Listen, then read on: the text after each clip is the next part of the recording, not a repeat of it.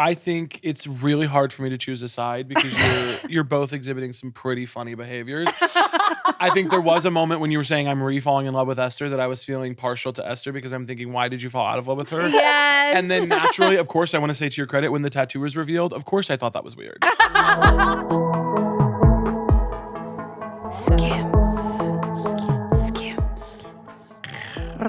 Skims. You guys, the Fits Everybody collection is available in sizes extra, extra small to 4X, and you can shop now at skims.com. After you place your order, be sure to let them know we sent you. Select podcasts in the survey, and be sure to select our show in the drop-down menu that follows. Skims.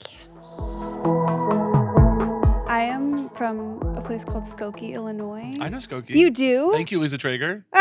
Wait, Lisa's from Skokie. We went to the same elementary through Did high you? school. Yes. Oh, I know Skokie well. We're on the same school bus. I lived in Chicago for 3 years. Did you know that? No. I lived in Chicago for 3 years after college. It's where I started comedy.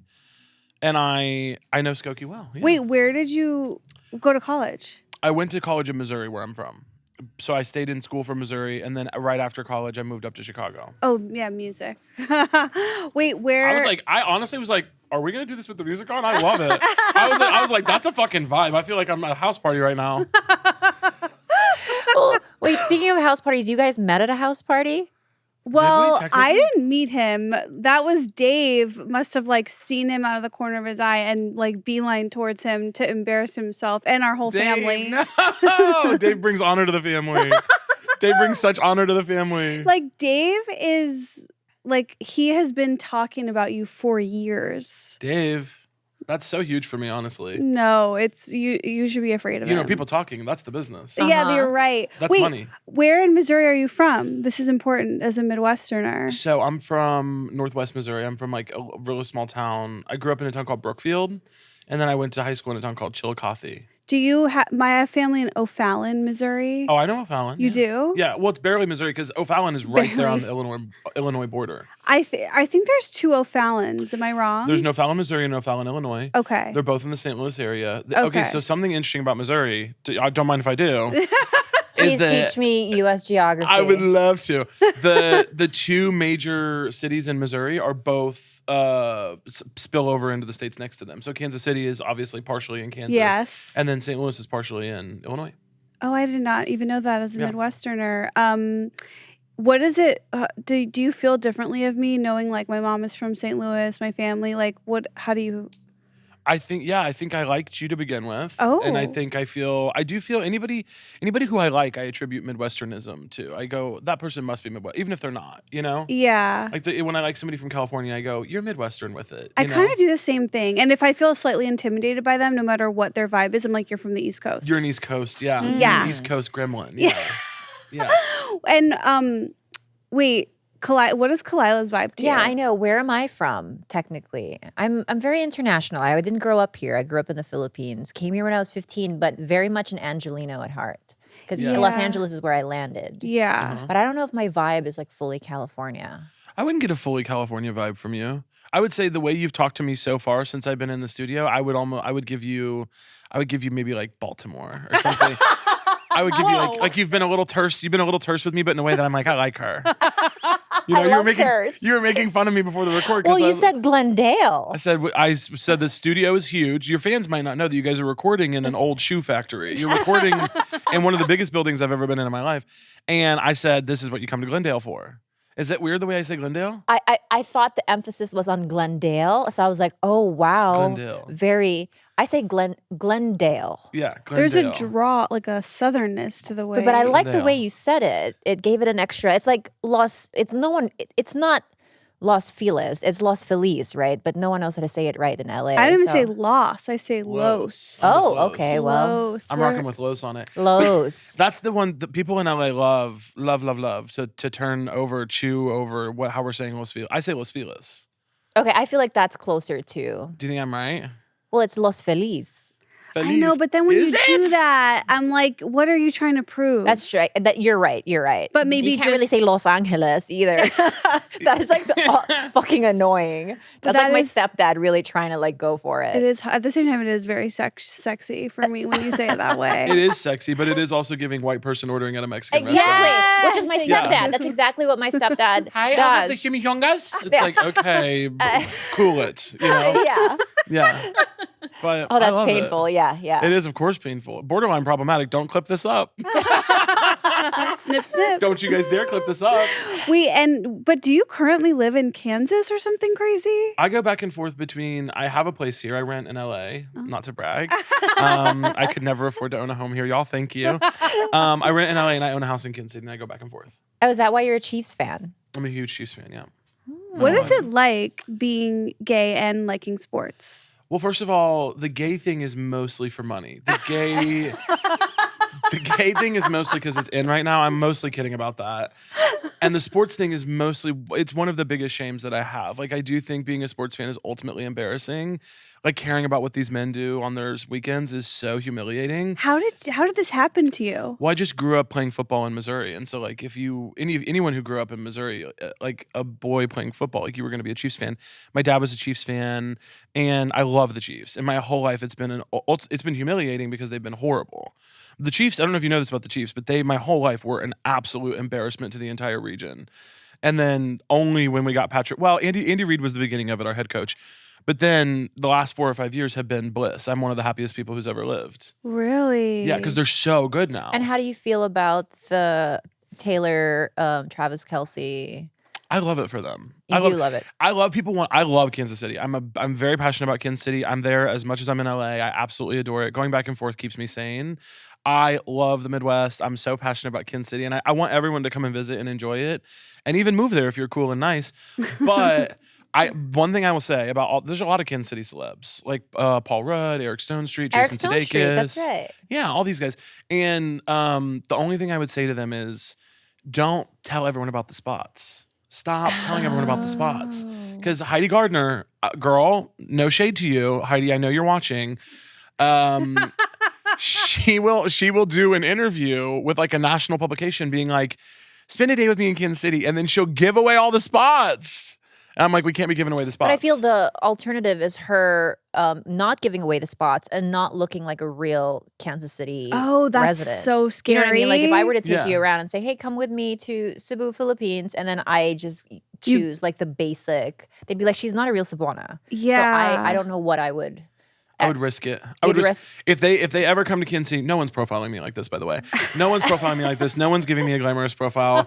Literally, the only interviews about me ever are like, how did this fat guy do this? You know what I mean? Like, how did this fat, like hoaxy Midwesterner break his way into this industry? We're trying to get him out, and there's no glamorous piece about me ever, and mostly because I don't look good in clothes, so the photo shoot wouldn't be fun for them. But if they did it with me, I'd be like, let's go to my favorite barbecue restaurant, and then I would take them to like a national chain. I would God. I would not take them to the actual You are spots. committed to gatekeeping. I'm a gatekeeper more than I'm anything else. So, okay, can I tell you the potential flaw with that system that I've experienced? Just, I'm a little older than you. I've gone through this. Yeah. I have gatekept things to their own demise. You gatekept small businesses out of business. Yes, yeah. that's correct. So that is a risk you run. Yeah. I've seen seen it happen, like especially with like LA hot girl stuff, where like the hot girls are like, we can't tell the public about this, and then 3 months later, it's off the shelves. You can't find it. Yeah. Like people are homeless because of us. Like, yeah.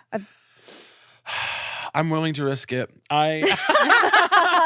No, obviously that is, yeah, I do actually struggle with that, because then if a place I love goes out of business, like I experienced this a couple times when I lived in Chicago, that some place that I was really trying to be like, guys, we gotta go. I love this place. It would go out of business, and then I'd be like, fuck, we didn't work hard enough for them. Did you ever go to Skokie when you lived in Chicago? I did go to Skokie once. I worked with kids when I worked in Chicago. I worked as I wasn't a teacher, but I worked at a nonprofit where I like interfaced with kids a lot and did like community service, like outreach trainings with them and like curriculum development. Were you in like legal trouble? Why did you do that? Yeah, so I had court ordered service. No, I worked at a nonprofit. That was my day job. I worked at a nonprofat. I was actually a hero. And So you actually took it to a really malevolent place where I was sort of affected by the criminal justice system. But the truth is that I'm an angel who walks among humans like y'all. And I went to Skokie once on a field trip thing. I think we went to the Holocaust Museum. We have actually the whole state's Holocaust Museum is in Skokie because we had the highest amount of Holocaust survivors living in Skokie. Yeah, and it's a very upbeat fact. Yeah, it's a lot of fun. That's why I deliver with a what smile. Is the feeling? Yeah. What is the feeling in your body when you do see someone kind of out your favorite place or out your gate kept? Is this because he just outed my Holocaust Museum? Yeah. Esther's like, shut the fuck up, dude. That's where we go to hang out. It's kind of like, is it the same feeling as when you've been telling someone about a particular band for so long and they never pay attention, and then one day they're like, oh my God, have you heard of this? And the rage that fills my body when someone does that is unparalleled. But is that a similar feeling? Yeah, it's definitely akin to that rage. I think the issue is that it crosses over from like, that's like an ideological kind of rage, like an existential, like I liked it first. It was my kind of intellectual property. This is accompanied with also a logistical hell that then starts to develop. Because then not only am I offended that I liked them first and I had that taste thing going on, but then it's also like, now I'm going to have to wait in line to get my fucking sandwich. Right. So now it's logistically impacting my life and we can't have that. The logistics are hard. Yeah. My worst fear is being that person though, because I have been my whole life, like who likes the band late and then everyone around you hates you. But the only time I ever was like the earliest to someone, and of course I'm being the lame person now who has to like claim how early they were, but Gaga. I saw her. On Gaga? I was so early. She might have been the first 10. I saw her in a gay bar in West Hollywood. Wait, doesn't she follow you? On Twitter. Oh, that's right. She followed like her first like few thousand fans or whatever on Twitter. And then former Twitter. And then we saw her twice in one night at the Hard Rock. No. What is it called? The House of Blues. Oh, wow. Yeah. Yeah, you were in there. Yeah. You were in there early. Yeah. As a gay man, you don't give a shit, do you? No. Well, yes, I'm very proud of you and happy for you with your Gaga stand-up. But I'm not really I don't have a pop diva. I'm not one of the. I love some of Gaga's music. I love some of like Ariana's music. Like I can get in with all of them. I'm down with it. But I spend a lot more of my time, unfortunately, and this is not me. I get accused of being a pick-me gay sometimes, and I'm not. I just unfortunately am deeply Midwestern, and I really am listening to like folk music a lot. I'm listening to like folk, like indie folk, indie rock. So my people, like you wouldn't even care about the people that I want to have a pop diva. Like when a gay guy on a first date will be like, so who's your girls? They'll be like Beyonce or Taylor. And I'm like, really, truly, it's a sad woman with a guitar in Oklahoma. I would love to be on a date and someone asked me that question. That sounds so like, wow. You would love going on dates with gay guys. I know. My nightmare could be your heaven.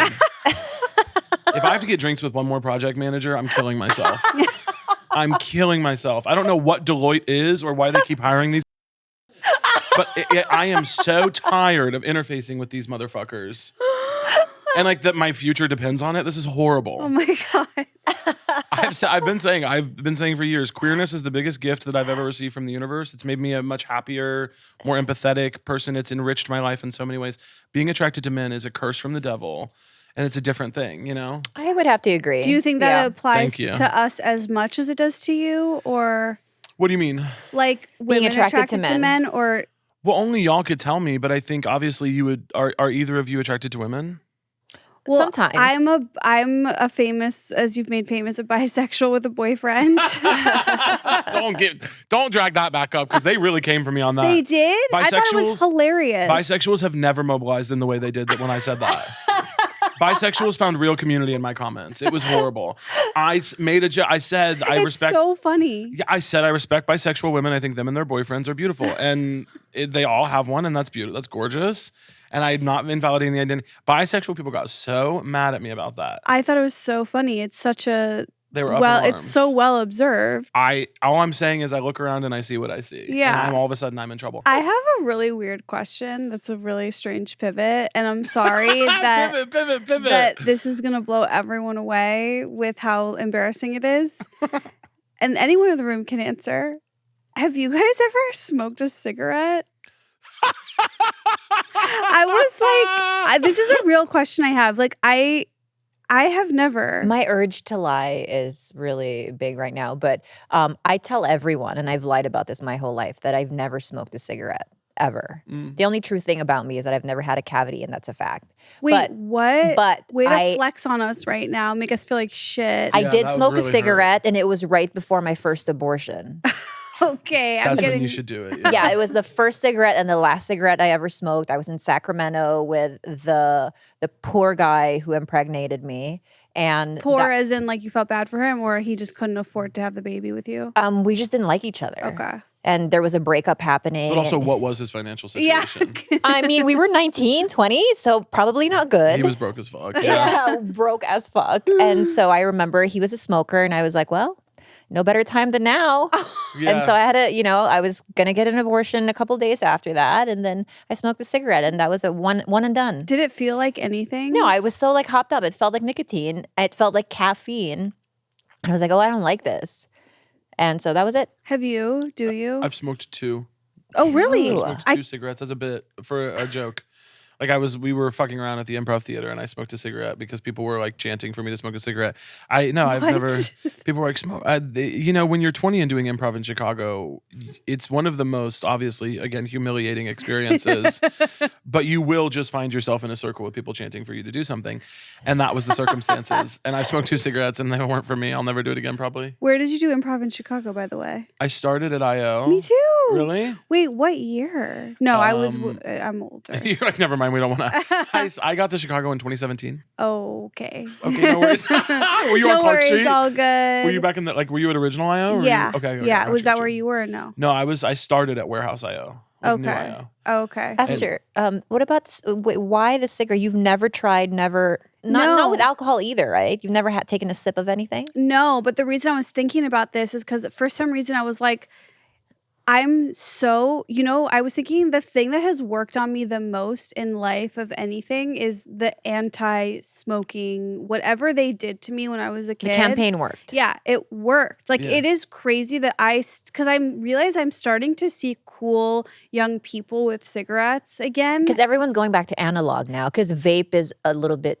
chuggy maybe? Yeah. Or Vape is just, humiliating. And yeah. you haven't seen that in a long time. Like even pre-vape, I feel like you just didn't see like young cool people smoking cigarettes. And now I see it and I'm like, that's so weird. Like this is a thing that all the cool pretty girls are doing and I don't want to do it. How is that possible? And it's just like that brainwashing actually worked. And it just made me realize like, oh, brainwashing works. And wait, did we your should do parents smoke? no. See, I had a 3-pack a day father. Same. So for me, it was like watching my sister have asthma and then my father going cold turkey because this is a man who smoked indoors. Wait, like blew smoke in our faces. Your dad, your actual Yeah. dad.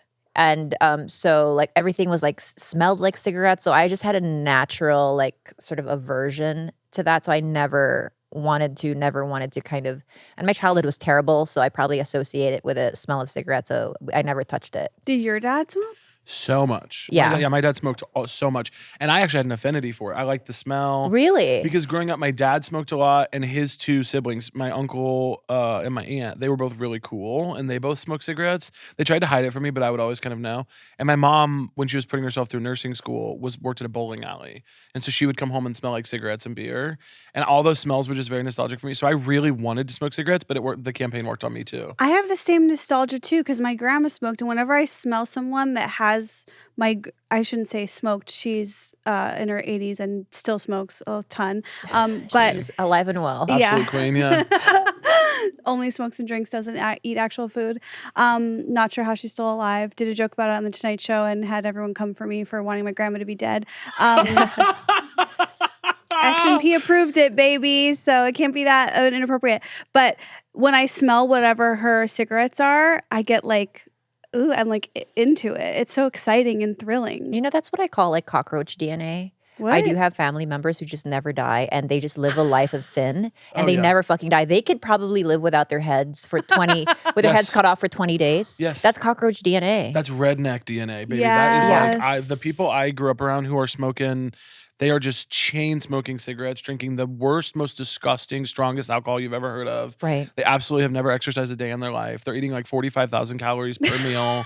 and they will live to be 100. It's nuts. Not a single autoimmune illness, nothing. They're just hardy.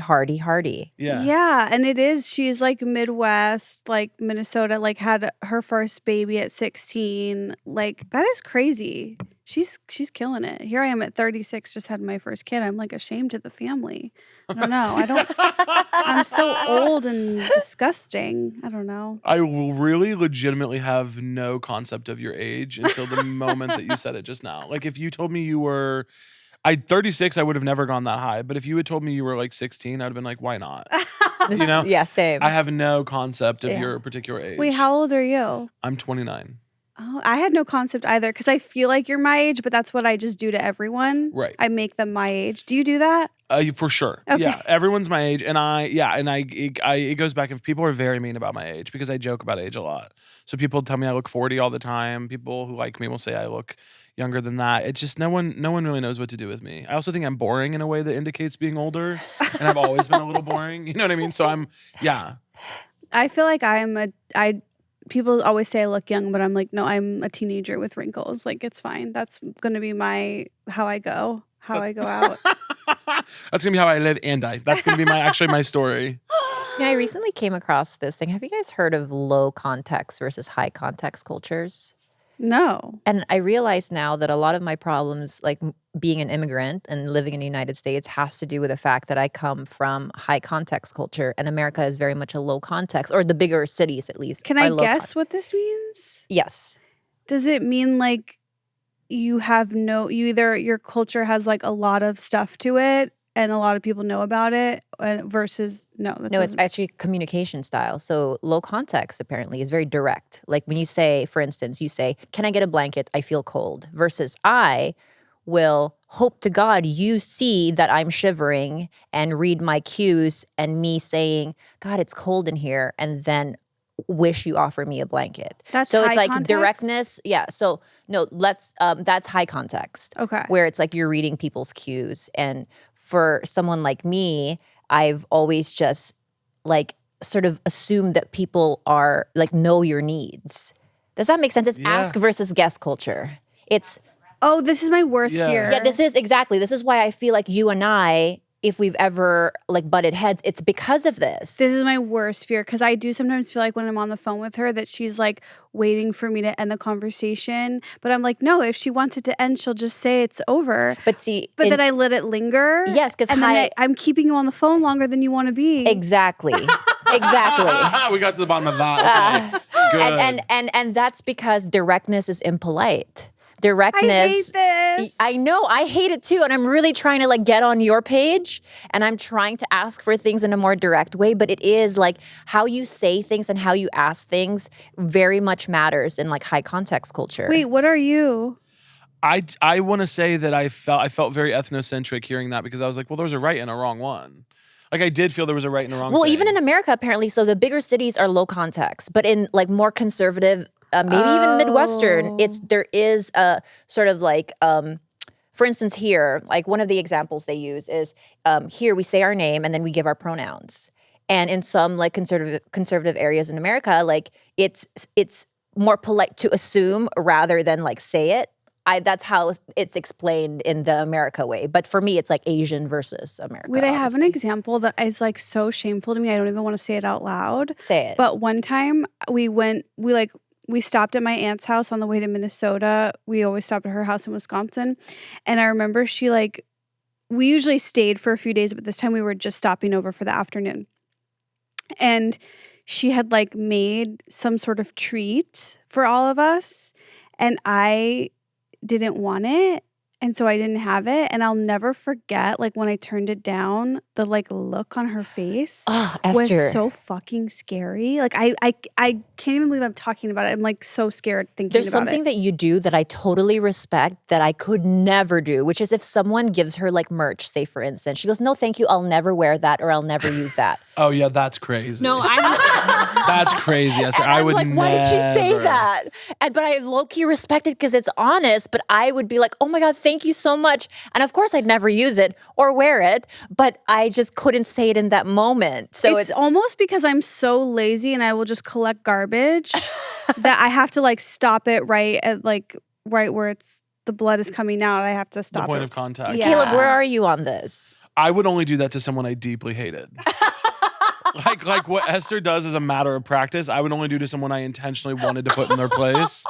This is really coming up because last week we went to a coffee shop and this little kid came up to me and gave me a sticker, and I took it. I took the sticker. Oh, thank God. But then as we were leaving, I was like, obviously I should just leave this here. Like, I don't want to waste one of their stickers because he was giving them out to a bunch of people. And then I was like, no, I just had a kid. Like, no, take the sticker. It's better to throw it away than like have the kid see I didn't take it. So I'm being a mom is changing me. You're changing with motherhood. I've always said that about you. Not to put the spotlight on me, but if you guys have been noticing lately that my Boobs look really good. That's because, yes, thank you for saying that. And that's because I'm obsessed with the Skims bra. Dude, I'm wearing the triangle bra right now. It's so comfortable for me in my postpartum period. And then also it makes me feel sexy because that's something that I really need to sort of just feel like I'm myself because I'm so sexy. Skims just accommodates my body no matter what stage or what season I'm in. It is all about that fits everybody fabric. I don't know what they put in it, but it is so stretchy. It's so soft. It's so comfortable. We love Skims. We've been wearing them the entire time we've been doing this podcast. So the fact that they're finally sponsoring us is a dream come true. And the Fits Everybody collection is available in sizes extra, extra small to 4X. You can shop now at skims.com. And after you place your order, be sure to let them know that we sent you select podcast in the survey, and be sure to select our show, Trash Tuesday, in the drop-down menu that follows. We love Skims. It's the lazy, sexy girls like dream uniform, that bra and underwear. Agreed. Do you love directness? I do. It just depends. I think I think my feeling about for example, the being cold situation, my feeling is like, if I was absolutely freezing, I would probably say like, I'm so sorry, but can I get a blanket? And if I didn't, that would be my fault. Like, I would never think it was the other person's fault for not picking up on some weird little game I was playing. You know what I mean? Yeah. But there are definitely times where I'm like, that would be kind of rude. I'm just going to keep it to myself. It depends on the space and the context of who I'm with and how close we are. But I think I'm more often direct. I like to think I have a charming way of being direct. You do. Well, if you're fun, yeah. I like to think I get away with being really direct without seeming like an asshole. That's what I like to That tell is a myself about craft. me. That is a true art form, I think. So you can assert your needs. I think so. I think so. I definitely can assert my needs, and I think that what I tell myself is that it's charming and it's received well. Whether or not that's true, we'd have to sort of get a committee of people who deal with me in here. But I like to tell myself that it's received well. But it's even if it's not, isn't it better to like assert your needs in life? I don't know, than to like tiptoe around. I'm gonna have a nice time. That's one thing about like, I'm gonna prioritize me having a nice time. For sure. And I hope everyone else is aligned. Like, I do want everyone else to have a nice time as well. But Caleb's going to have a good time. Yeah. I think that's a thing I operate from. I feel similarly about you and not about myself. But, like, how do we fix this? Because I just feel like we're never going to thrive as a couple. Like, I don't think we need to fix it. As long as there's an understanding that I'm not always going to be very direct because, and by the way, in like American psychology, you call that like someone being codependent and being people pleasy. And now I'm getting to the bottom of it. I'm like, am I a people pleaser or is it just cultural? Because it's not, it's considered impolite otherwise. No, but I think we're at a place now where we read each other well. And it's like, look, Esther, like an hour and a half in, hang up. Yeah. Hang up. Something needs to change between the two of you, because I want to say I'm seeing something really dark going on. No. I'm seeing something very nefarious between the two of you. No, she keeps me at like a good arm's length, and I'm so glad. Like, I almost wanted to tell you today, like, just remember, like, I am a fan and you should treat me as such. Like, keep me No, at but a I distance. lately I've been taking the bait. I think now it's like I love her so much. Mm-hmm. Just in this last couple months, I've like had this like re-falling in love with her. And so now I'm like, Khalyla, I have to remind myself, like, we can't talk 5 times a day. No. Yeah, that's. But we do. We have been. So it's like, nope, we got to create distance again. What? This is what I did the Look, first. I mean, she got a tattoo of my name. It's fading, but it's been 3.5 years. I think it's really hard for me to choose a side because you're both exhibiting some pretty funny behaviors. I think there was a moment when you were saying I'm re-falling in love with Esther that I was feeling partial to Esther because I'm thinking, why did you fall out of love with her? Yes. And then naturally, of course, I want to say to your credit, when the tattoo was revealed, of course I thought that was weird. Of course I thought the tattoo was a step too far. So I'm feeling. By the way, that was a birthday gift to me, and it was a surprise. It wasn't really a birthday. No, it wasn't. It was a bit for the podcast as a birthday gift. It wasn't. I know that a tattoo for me isn't a gift to you, but I just wanted to say, and I know I say this once every 6 months, but I am sorry that I did that I got the tattoo. I am sorry. Because I realized how uncomfortable it would make me if someone did that. What are your real feelings about the tattoo? Honestly, I thought it was hilarious. Okay. I honestly, genuinely thought it was hilarious. Just, I was like, this is even so... if you're lying, just keep that story. No, that's how I feel. I'm being very low context right now. Like that's how I feel. Direct, you really do. Yeah. What do you think? Do you think there's a genuine disparity in the love? But like, do you think you love her more than she loves you? I hope that's the fact. You hope that that's true. Yeah. That's where she's comfortable. She's Yeah. comfortable loving someone more. Yeah. Is that true, Esther? Yeah, for sure. Yeah. And I am not comfortable loving someone more. Yeah. I like being the lesser lover. So I feel like this works then. Oh, okay, great. Yeah. We're good, baby. We're on a good path. Yeah. I would love to believe that you guys are good. We're both. I would love to leave this warehouse in Glendale today feeling like y'all are good. That's something that would be so special to me.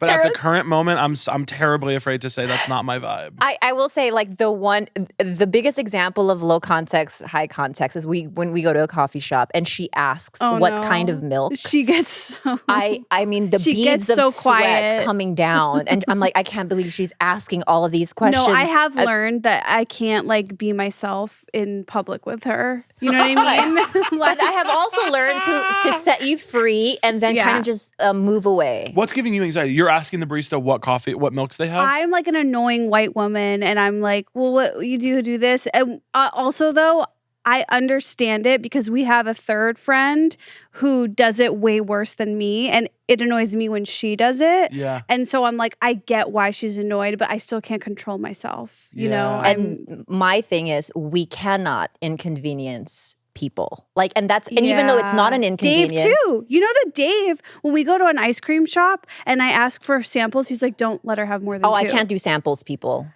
We cannot go to an ice cream shop together, like ever. No, this is literally for 12 years of my relationship. Every time we go in, Dave is like, you don't need a sample. Like, he's like, cut her off. Last time we went to Jenny's, the girl was a slug. And she's like, she can have as many as she wants. And I was like, that's why I podcast, baby. That's why we pick up the mic. I gotta say, even now, it's hard to pin down whose side I'm on. Like, I was with you at the coffee shop, and then when we walked over to the ice cream, you're giving dictator vibes. Like I do think it's insane to be mad that people want samples, you know? But then at the same time, if you asked about the milks more than once, I'd be like, Google exists, you know? You guys it's a very interesting dynamic in here. And I do feel that there's love, but I do feel that there's mending that needs to be done. There's deep mental illness is what it is. That's is what you're reading sensing. so clearly. Yeah, Actually, that is so palpable. What's sick is that, like, she can do no wrong to Yeah. me. And that's where it's like, that's probably not good. I would go ahead and remove the probably. I would feel really comfortable removing the probably. I would feel really, really comfortable just existing with that being a statement. That's so uncomfortable. Do you? That's so uncomfortable to be put on a pedestal. Like, please don't do that. Of all people, I don't want that. And yet, here you are. Here you are accepting this love that she's giving to you. I That's do. just so You know interesting. what? I do love Esther love. It's really weird how it's hard for me to accept other people's love, but coming from her, it does feel a little bit more special, and it does penetrate. So It's like, genuine. Yes. I mean, there are people where, like, there's no guessing game. I know where I stand with you always, because you're not gonna shy away from expressing how you feel if I've done something like you don't like, right? I'm so fearful of how this is painting me, but at the same time, I sign off. I don't think you're being painted. I think the only thing that's happening here is a lot of truth. I think we're getting down to some really important. This is very therapeutic, actually. Thank you. There's some very important things happening between the two of We you. didn't book you as a therapist, but it is just sort of happening. I just serve my like a- function in the space. Everybody in the warehouse has a role, and Right now, mine is to get to the bottom of this dynamic. I have to ask you about banana break. Oh, we do a banana break. What the fuck is this? I'm a banana freak, so midway through when it's sort of just a reset. It's a potassium reset. That's all it is. Okay. Wait, I have to ask you though, because Dave says when you go to an ice cream place, actually, Dave, will you come in and give what you say, like why he thinks that like Dave, drop the baby. We need some of your criticism. Get over here, King. Dave and the baby are in studio today only because Dave is a fan of Caleb's and not because of me or the baby. What do you say? Like, I shouldn't need to sample, like all ice cream is good or something? Well, when we go to places that you've had the ice cream before, I'm like, you know what it tastes like. I understand 1 or 2 samples, but then when you're like, because this has happened where Esther's like, well, okay, if you don't want samples, then I get his samples now. So she's like, so I get 3 or part of it is also just like, is there a line behind you? Are they in a, like, have some That's situational so untrue awareness? because there was no one behind us at Jenny's this week. But Esther, we've been to McConnell's when there's like a long line and you're like, okay, let me start with, and it's like, look around, like the people are, everyone wants ice cream. But like you wait in the line for your moment and like you shouldn't just rush through your moment. I don't know. I will say before you got on the mic, it was a little bit giving abusive husband. Like it was a little bit giving like yeah, it's so sweet in public. He hits me if I try to get more than one sample. And it's just he doesn't mean it. He just had a hard day at work, you know? And then now to hear you tell your side, I'm like, I think we need to reel it in on the samples. Yeah. I do think so. It's like, Jenny's, you've had the gooey butter cake. You know what I mean? Exactly. That is a good one to sample. Put the little spoon down, yeah. You have to sometimes, I don't know, okay. I'm not saying no samples. You It's have not said no, but wait, I have to call you out now. When we first started dating, you used to get samples, and then at a certain point, to prove a point, you said you're never getting samples again. It's so interesting that you think that I'm doing it to prove a point. I'm doing it to get ahead of the embarrassment and the time that you're taking up from the person working But there. the way that he does it, it's like the person is like, oh, would you like to sample anything to him? And he's like, no, I won't be needing any samples. Like there's a bit of a righteousness there. I won't deny that. He's big about As it. someone that worked in an ice cream parlor, we hate you, people. Yeah, of course. There we go. Wow. That was such Hey. a big thing to say. Well, I worked at Johnny Rockets. We didn't do samples, but I always had a smile on my face when I made milkshakes for people. So we're just different. I don't know. But this is a classic example of why, like, the golden rule doesn't apply. You think that people want to engage with the customer because you would like, if you were working, you would like to be asked questions and to give samples and stuff. But that's not how it works. Some people don't want that. Unfortunately, I'm back on your side. Yeah, unfortunate, because I worked in the service industry for 5 years, and in the same way, I loved it when people would chit chat. Really? And I have a real intolerance for service workers who will not chit chat with me. If I say, hey, how's it going? And you immediately say, what do you need? Fuck you. No. I really am like, we need to chit chat a little bit. I think I'm similar. Maybe this is like why we're in this business now. It's like I absolutely loved being a server at Johnny Rockets. Like I loved talking to people. And then when I worked at Press Juicery, even though the clientele was horrendous, like the first few years, because that was like the first juice place in LA, I loved giving samples. I loved when people asked for samples. Yeah. Like, I don't know. Well, maybe there's a middle ground, though. Yeah. Where you're like... I would only get annoyed at the end of my shift, and it was 4+. Like 4 or more asks. Where did you work? Gelato bar in Studio City in my early 20s. I didn't know you had a background in ice cream. You should have put that in your resume when you were courting us. Did you go to school for that? Absolutely. Do you know what I did a year? I go through these little obsessions that I get about what I want to do instead of comedy. And it's pretty much every day. And I had one like a year ago. And I love comedy. I love what I do. I will never stop. But it is just something I think I have to do. And I got obsessed with the idea of going to ice cream college. Do y'all know that they have ice cream colleges? They do? What? They have ice cream colleges. There's a really big one in St. Louis, and which was crazy for me to learn because it's not far from my house. I could go easily. They're a little expensive. There's one in California up the coast a little bit. I forget, maybe Santa Barbara. There are ice cream colleges. There's one in Utah that's renowned. They will teach you, it's a dual thing. They teach you how to make your own flavors and how to be like basically a mixologist in the ice cream world. And then they also teach you part of its business training that they go, this is the kind of neighborhood you want to open your ice cream shop in. Is it a tech school or is it like an associate's degree? So basically it's neither. It is, these people are at Rogue. It's a really unregulated industry, I've learned. But their ice cream college is very unregulated. It's like, basically it's a certificate that they just say, usually it's run by someone who has a successful chain of like local ice cream stores.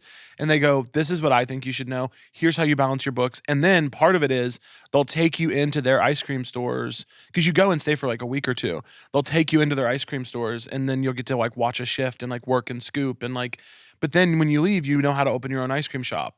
That's I'd really like to do incredible. it. Beth Stelling did that. Also from the Midwest. Beth did ice cream college? Yeah. She did? Or not ice cream college, but in high school she went to like classes and she talks about how she used to keep her mistakes, so she would just eat ice cream like after, but you go to school. Keep your mistakes. I love that sentence. I know. Also, what's with the Midwest and ice cream? It feels Well, Beth is a dear friend, and I didn't know that she had gone to ice cream college, but I want to say that Beth Stelling is a special example where keeping track of her eccentricities would be a borderline impossible. Keeping track with all the weird little things about Beth Stelling would be a real feat for somebody. Weirdo. And I'm not surprised to hear it. Yeah. God, I love that woman. I knew she had something within her. And she has like a long history working for intelligentsia, right? Like Yes. Yes. Yeah. In so LA? she's a big barista person Yeah. as well. Wow. And her know. dad owns all those raccoons. I mean, you really can't. Try as you might. I Try had as one you of those might. dads. You had a What? raccoon dad? I had a koala dad and an orangutan dad. What does this mean? Everything you reveal about yourself to me, I become more and more fascinated with you. Yeah, I Koala just dad is crazy. You said that like it's normal. It wasn't. It's actually so illegal. But thank God we live in the Philippines. My dad was also born in 1924. This is his 100th year This is his 100th year anniversary. coming up in August. This is a special Shout out to year. my dead papa. Shout But out. yeah, he was just a Wait, is my old-time- baby your dad reincarnated? Maybe. I don't know why I think that, just because it's the year of his 100th year. You had to remind me, by the way, that my dad. You were the one who reminded me, like, hey, your dad's 100 years this Yeah. year. I'm like, gonna oh, step wow. in really quick, just if I can, and say that was similar to the tattoo. That was like that again is an area where we could have stopped just shy, and we went ahead and asked if the baby was dad, and I think that was a moment. And then that was me just agreeing just to agree. So a moment of reflection for everybody, perhaps. I think when we roll the tape back, we can look at this and go, that was a moment where the dynamic needs to be inspected. Esther, I couldn't break your heart in that moment and say no is why. But the truth is that was weird. I thought it was beautiful, but I definitely thought it was akin to the tattoo. It's in the family of the tattoo. I feel like I want you just sort of like an anglerfish somehow attached to me so you could be my low context interpreter. Yeah, well, I don't know if you want me around all the time because your hands are not clean in all of this. This is not the trial of Esther. You guys are both very much standing in front of my bench. You're right. I'm on trial. Yeah. No, but I had a dad, and he was just really one of those weird animal guys. And thankfully, we lived in the Philippines, but he smuggled a koala, and my poor mom and her sisters, and he would have everyone try to catch like grasshoppers and feed like eucalyptus, and we didn't really have a whole lot. And he just was a weird animal guy. So we had a monkey. We had What? we had a fucking, you know what a monitor lizard looks like? Don't want to. Think Komodo dragon. Fuck those things. Fuck those things. Dude, I'm not fucking kidding. If I ever see a Komodo dragon and I have a gun, toast. I fucking hate Komodo dragons. Fuck those things. You had one? So similar, not Disgusting. quite. I would have killed it. Not quite a Komodo, not as like disgusting with their mouth, and not Yeah. as like Ooh, not as dude, aggressive. My whole body is like shaking internally right now. Like I'm ill thinking of. Do you know wanna Komodo throw dragons, up. Esther? Like they don't necessarily, Do you know they're not them? poisonous, I've never met but them. their bite is so full of bacteria that it doesn't matter, even if it's a minor bite. And let's suppose like that animal would normally survive from that like flesh wound. It won't with a Komodo dragon because it is such a bacteria infested bite that they die from that infection eventually, like within a week, and that the Komodo dragon then Comes eats back. it, comes back. And The eats Komodo it. dragon is top 5 in my list of reasons that God, it can't be real. Like the Komodo dragon is so repulsive, repugnant, disgusting to me. I'm like, I literally would kill if you lined every single one of them up in front of me. No matter how long it took, I would kill them. I would kill them all. I don't care what they serve. They might be good for some kind of environment. I would like them dead. I think it's they are very dangerous and aggressive. But I will say my dad's, we had a monitor lizard, similar to a Komodo. Why'd you have to looks, say it but not so again? much. But that's because he severed my sister's finger as a kid. The dad or the Komodo, lizard? the lizard. Okay. And then my sister's finger needed to be reattached, and my dad didn't think that was reason enough to get rid of the monitor lizard. We just moved it to its own little enclosement outside. Before that, it was sort of just like free roaming. And I did not know all these eccentricities about your dad, the man who is now existing in my baby. His soul is in my baby daughter. The person I'm raising, yeah. This is what your kid has done. Shaking his head. what are some other animals that make you crack your top 5 of like God doesn't exist? The Komodo Dragon's the only animal that's in the top 5. The other things in the top 5 are obviously like not a blast to chat about, but of course like childhood cancer would go ahead and be in there. Okay, that's a good one. Yeah, that's a big one, and it's not a lot of fun to bring, no one likes the guy who invokes childhood cancer on the pod, but crowd work clips might be. And no offense, I've done them. We've all had our share, but I too have a very, very deeply complicated relationship with crowd work clips. I obviously think they're humiliating, but yeah, I still am part of the culture. we have to do what we have to do. I don't blame people who do them. I'm not. It is where we've landed in the industry. But I do blame people who do them, and I still do it. Rock on. No, I think hypocrisy is legitimately beautiful. I love to be a hater and then know in my heart that it's because I want to do that as well. You know what I mean? Like I love to drag someone and be like, ew, why would they wear that shirt? And I'll know literally when I'm saying it that I love the shirt. Like you know what my theory is that the ultimate like hypocritical, just the thing that everyone hates because they want to be it. Does anyone know what it is? Yeah. What is it? Wait, hold on. The thing What is everyone something that hates because they want to be hates, it. but if you actually dig one step further within yourself, it's because you would want to be it. And it's gonna hurt. It's gonna hurt everyone in this room. Republican? No, billionaire. DJ. Oh, that's so on the surface for me. That's so funny. Yeah, I would love to be a DJ. Me too. Because- Wait. Oh, You clocked the hell out of me. Can I since we're in the theme of uncovering truths, Yeah. I had a brief 8-month stint with really trying hard to be a DJ. I see that in you. Thank you I so see much. that in you, and I recognize it as a soul connection. And I see it, and you know what? It doesn't bother me at all. Thank God. Because you can do no wrong. It's really true now. But if you were to see the pictures of my setup and Esther, like this is really like a big moment for me because I would have died with that information. Do you know that Beyonce song where she's like, I can see your halo, halo? You know that halo? Yeah. I feel that way about when I really like someone. It's like, I can see your DJ headphones.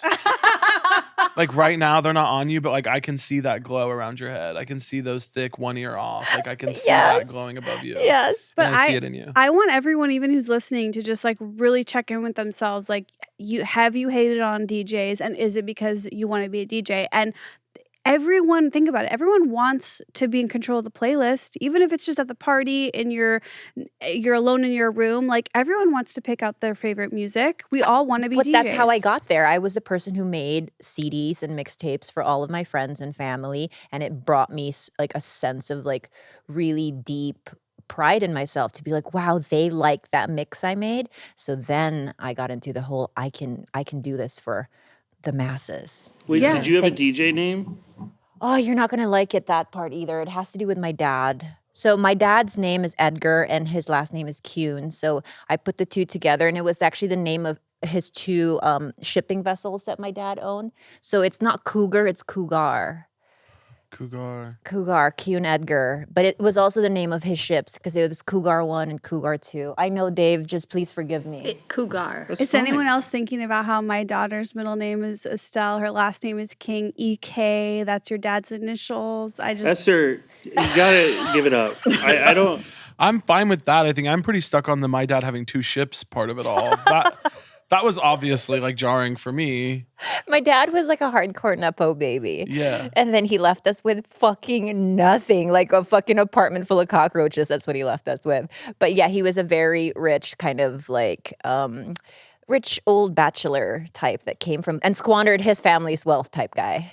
Before I say what I have to say, I want to be very clear that I love being on the podcast. I'm a huge fan of you both, and I actually do feel a deep spiritual connection to you. Thank you. And I do really think highly of you. However, What I'm about to say is obviously a little bit of an unlikable thing to say to someone that you're new friends with.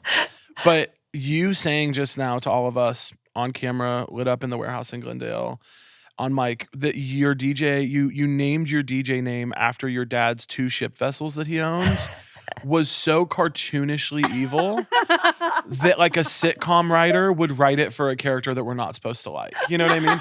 And then everyone in the room would be like, "It's too not realistic. We can't and use it would that." be like, they'd be like, red check to what didn't work. And that's crazy because you are a likable person, but that's a crazy detail to reveal. I know it is. It's weird. I named my DJ name after my dad's 2 ships is nuts. And I think that's beautiful. And I want to thank you for your bravery. Oh my God, thank you for saying that. Do you think that sentence is being said somewhere in Malibu right now too? Like that's happened. That's like a very normal LA culture thing. Like my DJ name is named after my dad's 2 ships. My dad's 2 vessels. Yeah. I mean, have you ever considered playing DJ? No, and I realized it's because I'm a hater and because I'm jealous of DJs. Yeah. And that's really hard to say out loud. And you've heard me say a lot of things that should be hard, and that's the one. But yeah, I love playing music. Like you, I used to make mix CDs for everyone in my family, and lately I've been making You know what I learned from like the young girlies that they do is they make playlists that are like extremely specific, where it's like laying on the beach in Cannes. I don't even know if there is a beach in Cannes, so that's probably a bad example. But like they make these really specific moods, and that's like what I want to get into. Like I want to make fantasy playlists. Do you know what I'm talking about? I'm doing that, yeah. You are? I do that, yeah. What are some of your... Mine are, again, all really, like, not relatable. Like, mine is literally, like, driving down a 2-lane highway in Missouri. And it's, like, country songs from 2003 that, like, charted for one. Like, it's not interesting. It's not fun. I do some of the things that the young girlies do in the most non-aesthetic, non-interesting way. So I'm, like, with them. I definitely create the playlist vibes. Or mine will be, like, the more relatable ones I will do will maybe be, like coming of age indie movie afternoon, something like that, where I'm like writing, if I want to like ride a bicycle or something. Yeah. Like this is unlocking a whole new area of fantasy and imagination for me. Like I'm into it. It's a lot of fun. Actually, one of the biggest things I get depressed about is when my life doesn't feel like a movie, which is most of the time. But you know days where your life feels like a movie and you're like, God, going to the grocery store felt so poetic today. Do you ever have one of those? Yes. Well, then when I have one of those and then the next day is not like that and going to the grocery store feels like the truth, which is like a horrible, annoying slog, then I get depressed because I'm like, what happened to me? I used to be so majestic yesterday. Have you guys ever been getting dumped by a guy before, and in his like speech of him breaking up with you, you can all of a sudden, you're like, oh, he's the main character, and he thinks he's the main character. He thinks, or he is, because you started with he is. No, in his mind, he is. And I just have these memories of being dumped and being like, wait a second, like the way he's talking about me, it's like he thinks this is all about him. I don't know. Have you ever had that happen to you? Esther, this is gonna this is gonna be painful for you, but we already know like this is where we differ the most. Like I've never been dumped. And see, that was over the line. And so that, again, bringing that up just now that was your tattoo moment. Throwing that in Esther's face was crazy. It is true that she's never been dumped, and I've never dumped anyone. Wow. We really are meant to. We're not. Yeah, it's crazy. I've never this been will dumped. never end. And what's funny is that like I'm so afraid of that kind of rejection that like maybe I've like curated a life to where that could never possibly like happen to me. And I've curated a life where I will always be dumped in some way, I think. Well, that's because you never leave even if they're not good people. Yeah. Interesting. That is interesting. Yeah. I've never I'll say something kind of embarrassing because we've all been vulnerable here today. I don't think I've ever considered that I wasn't the main character. I don't think there's a moment where I've considered that. But I feel like that's how people should be living, right? Yeah, no. I've mostly only considered that I'm the guy. Me too, but that's why when I've had a guy break up with me and I get these glimpses where he's like side charactering me in his little monologue, I'm like, whoa. There are monologues when you've been dumped? Yeah. Well, I've had many rejections in my life, including from my own parents, of course. So I feel as though there's a reason why I protected myself from like dumpings in general. Now, I've definitely been rejected, but I do think that it is good practice to sort of like, be in that position of dumpy. And now that I'm approaching 40, I'm gonna have a being dumped era. Who knows? And I'm open to it. I think we all to being know that. absolutely I don't see crushed. that for I you. think we all know that's not coming. I don't see that for you. And I think there's a part of you that brought it up knowing that as well. I think we all know that's not coming for you. And and I hope you'll take that as the compliment that it is.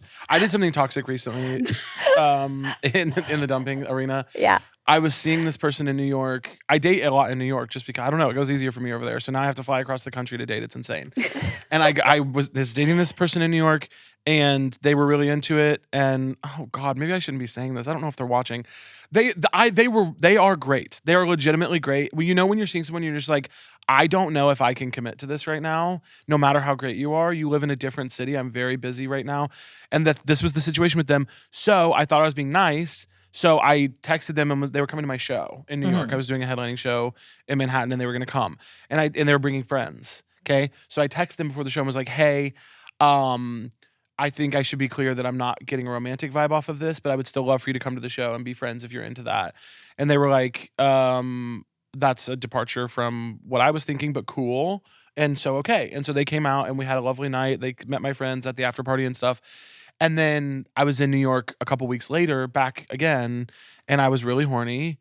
And it was pretty late at night, and I had gone on a bad day earlier in the evening. This is a pickle. I did something really toxic, and I don't like this behavior, and I wouldn't normally do it. But I texted them, Of course. and was like, "What are you doing?" And they were like, "I'm out with friends." And I was like, "Do you want to come over?" And is that an insane text to send? And they were like, "It is insane," and yes. And then they come over and we hooked up, and I don't think that was nice of me. But it is what happened, and it was a toxic thing to do. But it is also what happens a lot. Also, I'm sorry to go ahead. Because you're basically saying you were very clear about nothing romantic happening, but that doesn't mean that there wasn't anything like sexual that could happen. So I feel like there was a line there of being like, okay, this isn't going to go further emotionally, but it doesn't mean like you can't like hook up down the road. Don't you think the nicer thing to do though, knowing that they were maybe feeling that way, that they maybe would have been feeling an emotional thing, would have been to just like jerk off? Don't you think that would have been nicer than to text? You're right in that you knew that he possibly felt more for you. Yeah. And yes, super toxic, but also I've definitely done that. Okay, I think powerful. we've all done that. We've all, eventually called the good enough guy and said, well, all right, like, I have time to spare and I'm horny. Like, why not? I just don't know if that's toxic because you had set that boundary. I think what the toxic version is like breadcrumbing and making it seem like what I feel like guys do to girls a lot in dating is like, I hear this all the time. Like girls will go on a first few dates with a guy and they like roll out the red carpet, talk about how they want to be a dad, like they know what they're actively doing that, Yes, right? yes. Then they hook up and then they ghost. And I feel like that's so on this other end of the spectrum as to just you stated, I don't see more. Yeah. And then you're like, but I think what I did was a middle ground of Okay. there was a way more acceptable thing to do, which would just be like not send the text when you're horny. And then there was a way worse thing to do, which was like never send the text clarifying my feelings in the first place. I think I did the middle ground toxic thing, but it was toxic behavior. If here's what I'll say. If a guy had done that to one of my girlfriends, I would think he was a piece of shit. But because I did it, I was kind of like, well, there's gray area. Yeah. You know what I mean? Always, yes. is this okay to say, or is this like, isn't it okay with guys, guy on guy? Isn't it different? I think a lot of gay men feel the way that you're saying. I don't think so. I think I disagree. It sort of seems like this really? guy liked you too, right? Yeah. Yeah. I hope to God I think that they're that's not where listening. it gets complicated. Is if there are feelings involved and you're aware of feelings, then you do have to tread. You have to be more sensitive about like how far you take it with that person. But I think what Esther's pitching is that it doesn't matter if it's Gay men's feelings don't gay matter. men's men's feelings don't Yeah. matter. Yeah, I Yeah, think that's what men's you're pitching. feelings, yeah. That's an Yeah. interesting pitch. I feel like for obvious reasons, I probably have to disagree. Just based on my situation in the world, but I can understand where you're coming from. I think that could be a powerful idea. What's your ratio of dumper and dumpy? I don't really do relationships, so there's not a lot of getting, and it's not something I Yeah. like. I really would like to do relationships. I've been out for 10 years, and I've done a lot of casual sex, and I have done a lot of casual things. So there's never really been a big foundational breakup. Most of my heartbreak has been unrequited love, and that was in my earlier, my I late feel like teens, early 20s. That unrequited love, young teen unrequited love hurts more than any kind of adult love I've ever felt, I think. Yeah. The longing, the yearning, the never getting, that to me is earth shattering. You've never had that where you just could not get the guy that you wanted. Is that so unrequited? It doesn't. like, That my high school stalking thing wouldn't fall under that. Were you No, stalking because a you guy? guys had Yeah, previously I been still together. So I would say that, you were previously together. I was a guy I was dating who dumped me, and that I'm not over him 15 years later, even though I have a baby and a husband. Right. So I would definitely categorize that as unrequited love. Yeah, I would feel very comfortable calling that unrequited love. In a beautiful way. And I have had those in my life. It's a nice way of saying stalker, for sure. Yeah, well, I think the stalking is an escalation of. I think the stalking is a separate component, but a beautiful. I think stalking when women do it, I think it's so powerful. Isn't unrequited love Kidding. more like? Would it be like if you crush on a celebrity from afar? Is that No. no? Unrequited love. Esther, no. No. Unrequited love certainly is not. a reachable love, and there's proximity to you and that person, Yeah. but you never quite get there with them. And there's two types, right? It's either they know about the love you have for them or they never do, but either way, it's equally as painful. I actually think we were wrong to say no to Esther on that. Because I understand when you were describing it, I was like, you're right. But then I'm like, what about the definition of unrequited says it can't be a celebrity? Well, that's more fantasy almost. It is a fantasy, but isn't unrequited love rooted in fantasy as well? The fantasy that this person would be into me. I mean, the fact that I did cry for days over Devon Sawa, Exactly correct. it was, I mean, maybe you're right. I think there's maybe I think there might be, I would love for the listeners to weigh in. I think there might be people out there who could defend you and convince me. Okay. I don't think you've made the case quite yet just by asking the question, but I think if you really wanted to go toe to toe, I think you could beat me on this. I think I might be wrong. My initial reaction might have been wrong. Also, Never what been time- more obsessed with a guest. Really? And I know we started I off a little know. terse, and I'm very hard to kind of get to know, but I've been over here sweating because I love you so much. I know. I'm Y'all. literally in my head. I'm like, how do we get him back as soon as possible? I'll come back anytime. I love a good drive out to Glendale. I love the warehouse. I would come back anytime. I love you guys. Thank you for having me. And also, you can be terse with me anytime. I would love next episode that I'm on. Probably we'll record again in the next week or so. I hope. I would just love to get things good between you two. I would just love to get some kind of foundational, something going different between the two of you. Because it's clear to me, all jokes aside, that you guys are in a very precarious position. There is a malevolence in the studio that I don't, frankly, want the baby around. And I think y'all have got to figure out the animus and the kind of rancor that's existing in this Let's just call area. it cultural for now. We have Yeah. cultural Yeah. differences. Yeah, we can call it that. As long as we're going to fix it. Caleb, you are literally the funniest human walking this planet, and I love your podcast. So true. So true. And everyone should check it out. And are you on tour? Where else can we see you now that we're all completely obsessed with you? Oh, and addicted. Y'all, welcome. I just finished tour. I might do another one soon. But yeah, follow me online. Caleb Says Things on everything if you want to. I absolutely hate it on there, but it is a huge part of my life. It's really just follow the only place I'm having fun online, truly. Follow me everywhere because it's important for my career, and share the stuff and comment too. Like, oh my God, you're so funny. You should be paid a lot of money. But my Instagram stories, if you see me posting songs on there, know that that's when I'm really living. What do you mean? I love posting songs on my Instagram Just like a story. screenshot of the song? Sure, a screenshot, a recording of me listening to a song. I just love to share music on my Instagram story. So That's when I'm happiest. Oh, So you're you're a a DJ. I'm a DJ. I am actually sorry. This podcast episode today is, I guess, me coming out as a DJ. And I just want to thank y'all. Thank you. Congrats. I'm sorry that we outed you. I feel like this was wrong of us. Caleb, thank you so much. And thank you to our slugs. We will see you next week with a brand new episode. Bye. Oh my God. Yes.